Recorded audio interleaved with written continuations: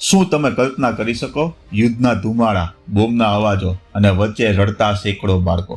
આખી દુનિયામાં કોઈ નથી જે તેમને ઓળખે કે જેને તેમની ચિંતા હોય. એવામાં હજારો કિલોમીટર દૂર ભારતના એક રાજા ઊભા થાય અને કહે, આ બધા બાળકો મારા છે, અને બસ ઇતિહાસ બદલાઈ જાય. બીજા વિશ્વયુદ્ધનો સમય 1939ની સાલ દુનિયા યુદ્ધની આગમાં બળી રહી હતી. જર્મની અને સોવિયત રશિયાએ મળીને પોલેન્ડ પર ચારેય બાજુથી હુમલો કર્યો. શહેરો ખાક થઈ ગયા, હજારો લોકો મૃત્યુ પામ્યા અને સૌથી વધુ દુઃખદ, સેંકડો નહીં હજારો બાળકો એક ક્ષણમાં અનાથ બની ગયા. આ બાળકોને ઠંડા, નિર્જન અને અત્યંત ખરાબ પરિસ્થિતિ ધરાવતા કેમ્પોમાં રાખવામાં આવ્યા. ભૂખ, ઠંડી, ભય અને અનિશ્ચિતતા આ બધું જ તેમના રોજના જીવનનો એક ભાગ બની ગયું. 2 વર્ષ સુધી આ જ પરિસ્થિતિ યથાવત રહી, પરંતુ 1941માં સોવિયત રશિયાએ અચાનક આ કેમ્પો ખાલી કરવા કહ્યું. પરંતુ પછી શું?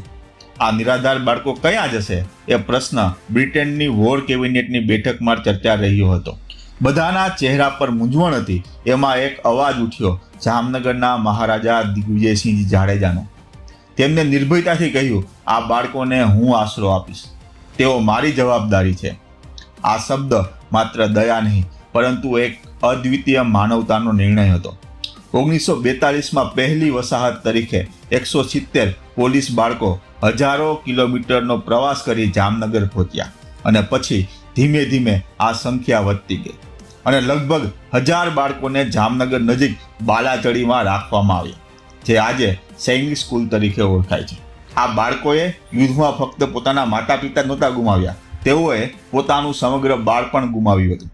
પરંતુ મહારાજાએ તેમની માત્ર સલામતી જ નહીં, પરંતુ તેમને ઘર આપ્યું, ઓળખ આપી અને ફરીથી જીવવાની આશા આપી. તેમને આ બાળકોની પરંપરા અને સંસ્કૃતિને જાળવી રાખી પોલીસ તહેવારો મનાવવામાં આવતા, ભાષા અને સંસ્કૃતિને પ્રોત્સાહન અપાતું અને બાળકોને ઉત્તમ ખોરાક, કપડાં અને રહેવાની સુવિધા આપવામાં આવતી.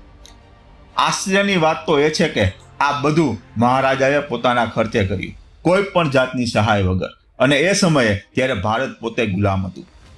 યુદ્ધ પૂરું થયા પછી બાળકો પોતાના દેશ પરત ગયા, પરંતુ તેઓના દિલમાં એક જ નામ હતું, જામનગરના મહારાજા, જેમને તેમને બચાવ્યા. પોલેન્ડે લાંબા સમય બાદ 1989માં આ ઋણનો સત્તાવાર તરીકે સ્વીકાર કર્યો. વોર્સોમાં મહારાજાના નામે એક ચોક અને એક પાર્ક બનાવવામાં આવ્યા, અને પોલેન્ડનું મહાન નાગરિક સન્માન commander cross of the order of merit મરણોપરાંત અપાયું. આખી ઘટના આપણને એક બહુ મોટું સત્ય શીખ્યું છે કે યુદ્ધ, રાજકારણ અને સરહદોથી ઉપર એક વસ્તુ છે, અને તે છે માનવતા. અને જ્યારે એક વ્યક્તિ સાચી દયા સાથે ઊભો થાય ત્યારે દુનિયા બદલાઈ શકે. મહારાજા દિગ્વિજયસિંહજીના આ કામે સાબિત કર્યું કે માણસપણું કોઈ રાષ્ટ્ર કે પ્રાંતથી બંધાતું નથી, એ તો હૃદયમાં વસેલું હોય છે. જો તમને આ વાત પસંદ આવી હોય, ઇતિહાસ જાણવામાં રસ ધરાવતા હોય, તો અમારી ચેનલને સબસ્ક્રાઇબ કરો એવી આપ સૌને વિનંતી છે.